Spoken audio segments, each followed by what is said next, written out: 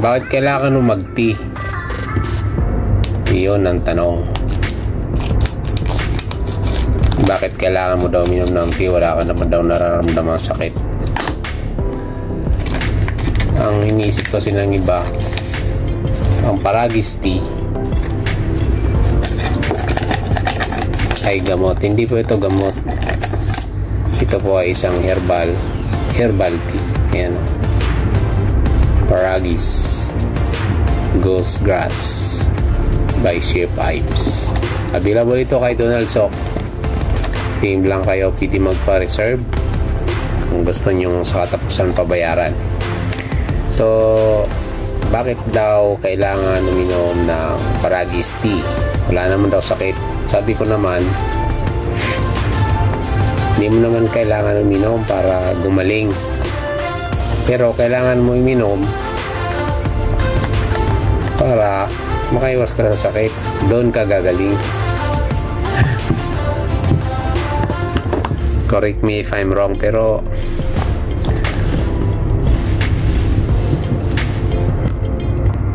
kailangan mo talaga uminom ng Paragis tea para makaiwas ka sa pagkakasakit. So, kung tuloy-tuloy ang pag-iinom mo ng Paragis herbal tea, matutulungan ka talagang makaiwas sa sakit. Or, kung may nararamdaman ka, matutulungan ka rin na gumaling. Papaliwanag ko sa iyo kung bakit. Sandali, bubuhusan ko lang ng tubig. Yun, masarap kasi ito inumin bago ka matulog or pagkatapos sa umaga. Kung halimbawa pagkagising mo sa umaga, sarap ito inumin. Or init, pagkatapos mo kumain, palipas ka ng 30 minutes or 1 hour. Itong isang sachet na to, 2 hanggang 3 timpla hanggat may lasa, pwede mo inumin. So ako, uminom ako nito kahit wala akong sakit kasi iniwasan ko una magkaroon ng cancer. Pangalawa, atake sa puso. Pangatlo, high blood, arthritis, sakit sa puso, diabetes, marami. So may iwasan pag tuloy-tuloy ang pag-inom mo. Ayon kasi sa pag-aaral na nagsasabi na ang pag-inom ng Paragis tea ay may mga benepisyo sa kalusugan. Ang Paragis or scientific name na Eleusine indica ay isang uri ng damo.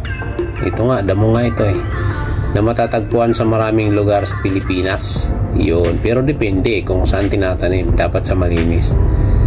Matatagpuan daw ito sa Pilipinas sa ibang bahagi ng mundo. So nagkalat ito, marami ito. Tsaka kilala na ito sa Japan nga, sikat ito Ayon sa mga pag-aaral, yung mga herbalist, ang Paragis ay may mga anti-inflammatory, tsaka antioxidant at antimicrobial properties na maaaring makatulong sa pag-iwas sa ilang mga sakit. So, kaya ako uminom nito. Higop muna tayo. Kaya ikaw kabayan, kahit wala kang sakit, uminom ka nito para maiwasan magkasakit. So, ito yung mga ilang benepisyo ng Paragis tea ayon sa mga pag-aaral. So, una-una, may anti-inflammatory siya, anti-inflammatory properties. Ano ba ang anti-inflammatory properties? Ano na itutulong? So, maaaring makatulong sa pagbawas ng sakit at pamamaga. Yun. Tapos, mayroon din itong antioxidant properties. Nakakatulong sa pagprotekta sa katawan laban sa mga free radicals na maaaring magdulot ng mga sakit. Meron din itong antimicrobial properties. Maaaring makatulong sa paglaban sa mga infeksyon.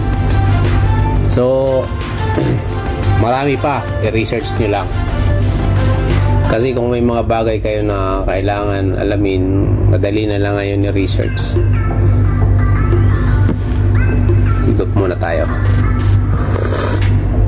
So napakaganda at napakasarap ng Paragis tea na to na Nishi Pipes.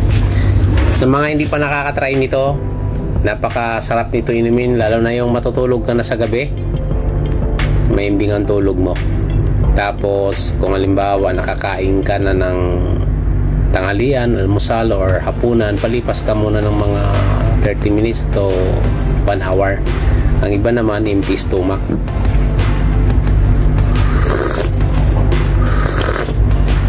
Ang sarap. Ngayon, paano daw ang pagtimpla? Huwag nyo nang haluan ng kahit ano. Mainit na tubig lang. Masarap siya inumin habang mainit pa. Parang kang uminom lang ng kape. So, yan. Pagka order kayo, available to kay Donald Sok. O kaya sa Facebook page, hanapin nyo Paragis Dubai by She Pipes. Tatak She Pipes to, ha. Yun. Halal and FDA approved tayo. Okay?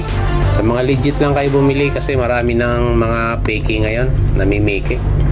Ganun talaga, pagka ang product ay effective at nakakatulong sa kalusugan, pinipike, kumita lang. Okay? So mag-ingat kayo. Okay? Have a nice evening, guys. So ito iniinom ko na to para syempre pagka umaga, pagkatapos ko ito inumin, hindi ko ito tinatapon dahil pagka umaga pwede ko ulit ito lagyan ng may tatubig.